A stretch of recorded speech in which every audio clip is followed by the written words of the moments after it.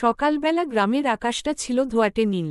কুয়াশার আস্তর ভেদ করে সূর্যের প্রথম আলো যখন ধানক্ষেতে পড়ল, তখন গুনগুন করে উঠল মৌমাছির দল। গ্রামের নাম পালপাড়া, ছোট, শান্ত, মাটির গন্ধে ভরা এক গ্রাম। এখানেই থাকে কাশেম চাচা, গ্রামের এক পরিশ্রমী কৃষক।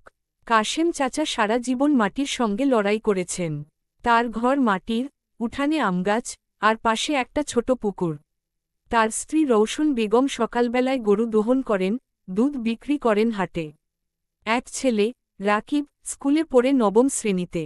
রাকিবের স্বপ্ন বড় শহরে গিয়ে পড়াশোনা করে একদিন অফিসার হওয়া, কিন্তু তার বাবার স্বপ্ন একটাই, নিজের জমিতে সোনালি ধান ফলানো।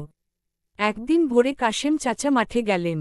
জমিতে দাঁড়িয়ে তিনি দেখলেন, ধানের শীষগুলো কেমন হাসছে রোদে। কিন্তু তার মনে একটা চিন্তা, এই বছর বৃষ্টি ঠিকমতো হয়নি, সেচের খরচও বেড়ে গেছে। তবু তিনি হাল ছাড়েননি। পাশের খাল থেকে বাঁশের নল বসিয়ে নিজে হাতে জল টেনে এনেছেন জমিতে। রাকিবও স্কুল শেষে বাবার সঙ্গে মাঠে কাজ করে। গ্রামের মানুষজন কাশেম চাচাকে মাটির মানুষ বলে ডাকে।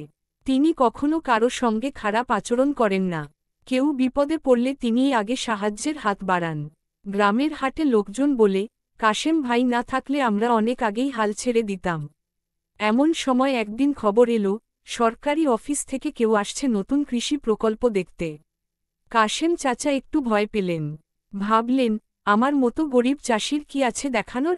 কিন্তু গ্রামের লোকেরা তাকে উৎসাহ দিল। পরের সপ্তাহে অফিসার এলেন। চারপাশ দেখে অবাক, কাশেম চাচার জমি পরিষ্কার, ধান পাকা, মাটিতে কোনো রাসায়নিক নেই। অফিসার জিজ্ঞেস করলেন, আপনি কিভাবে এত সুন্দর চাষ করেন? কাশেম চাচা হেসে বললেন, মাটি মা, তাকে ভালোবাসলে সে কষ্ট দেয় না।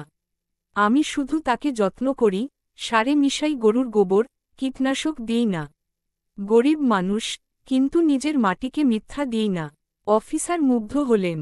তিনি বললেন, আপনার এই চাষের পদ্ধতি আমরা অন্য কৃষকদেরও শেখাব। সেই দিন কাশেম চাচা বুঝলেন, মাটির প্রতি ভালোবাসাই আসল জ্ঞান। বছরের শেষে ফসল হল প্রচুর। রাকিবের মুখে হাসি, রৌশন বেগমের চোখে জল। তারা প্রথমবার শহরে গিয়ে রাকিবের ভর্তি ফি জমা দিল। কাশেম চাচা ছেলেকে বললেন, যে দিন তুই মানুষ হবি, মনে রাখিস, এই মাটিই তোকে মানুষ করেছে। শীতের সকালে, কুয়াশার ভেতর দিয়ে ধানের গন্ধে ভরে যায় গ্রাম। কাশেম চাচা পুকুর পাড়ে বসে রোদে শুকানো ধান নাড়েন। দূরে দেখা যায়, ছোট ছেলেরা দৌড়ে যাচ্ছে স্কুলের দিকে, আর বাতাসে ভেসে আসে গ্রামের পুরনো ঢোলের শব্দ।